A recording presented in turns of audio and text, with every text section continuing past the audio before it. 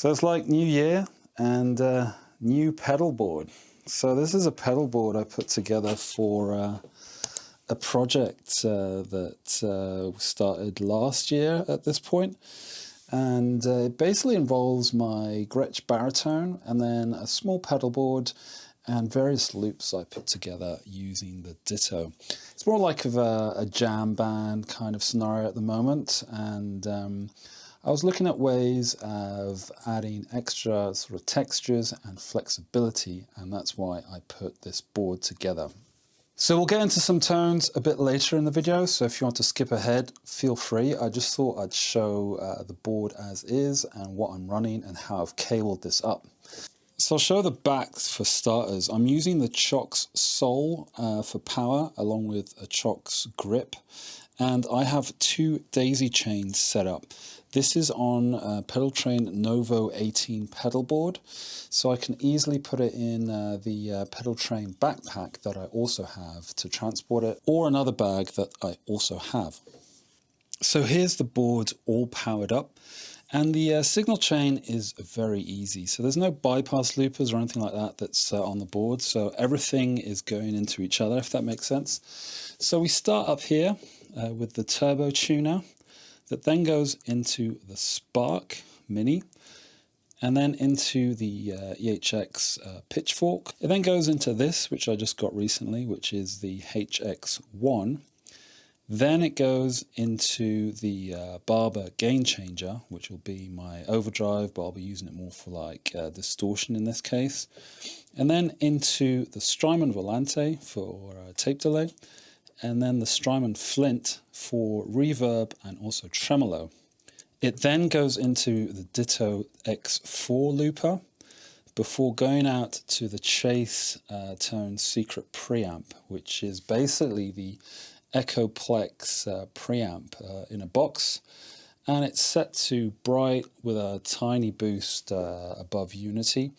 As I use, I mean the Gretsch has very low output pickups, and my other guitars are the ones that I tend to use for this sort of thing, also have low output pickups, so that's why I have almost like two boosts on the board, although I'm using the Chase Tone more for like source, if anything, and the Spark will always be on actually.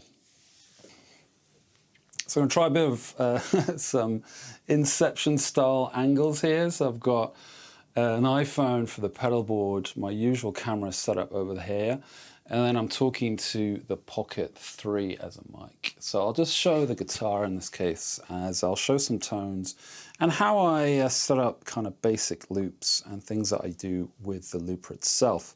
So this is the tone of the amp. It's a VOX AC10, and so it's kind of, I won't say crunchy, but it's just past edge of breakup.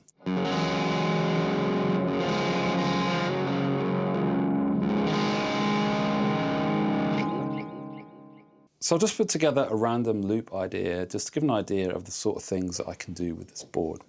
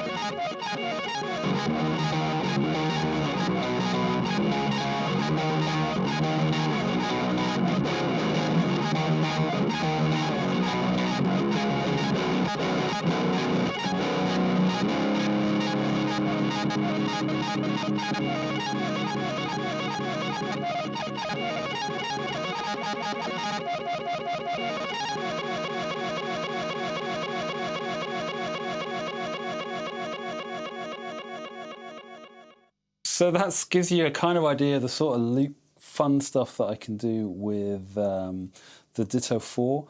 and that's using the different effects that are on board. So I have different ways of really messing with whatever it is I've recorded. And the only downside about the effects side, which you can see here, is that you kind of have to remember or look at what effects that you turned on. Otherwise, the next time that you go for a loop, it will bake in those effects that you just put on there. So for the board itself, it's sort of like meat and potatoes, if you will. So I've got my bass edge of breakup tone, or quite edge of breakup. And to that I can add some distortion or overdrive in this case.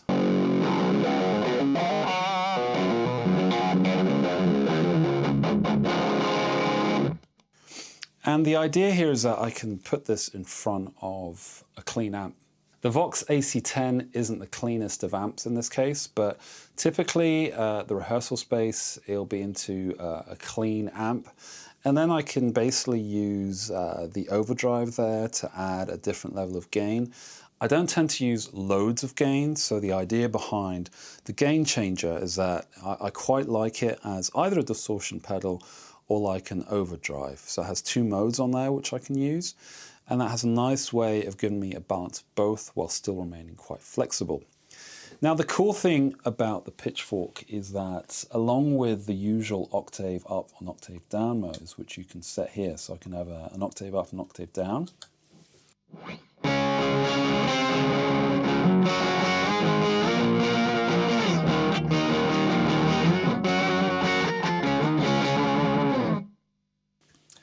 It also has these sort of harmonized modes, if that makes sense. So what you can do is you can set it to be a perfect fifth or even a perfect fourth above and below, which can be quite cool. Mess with the blend mode.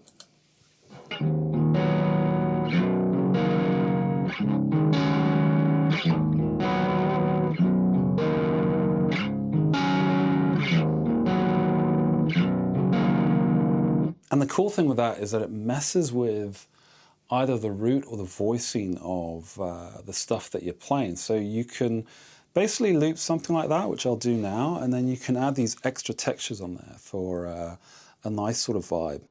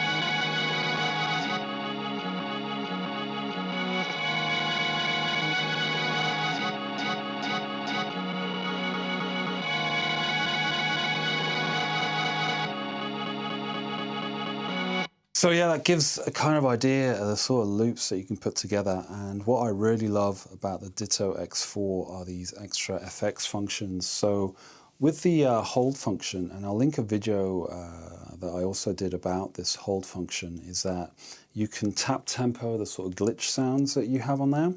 Because I thought at some point maybe it'd be kind of cool to have something by Chase Bliss on here, maybe a mood or something else. But then I figured, well, I can basically make these kind of fun textural style loops onto the Ditto X4 and then mess with them to get these different kind of sounds on there as well, which you could hear. If you sample those, the things that I made, yeah, if you could just chuck a credit my way, that'd be great.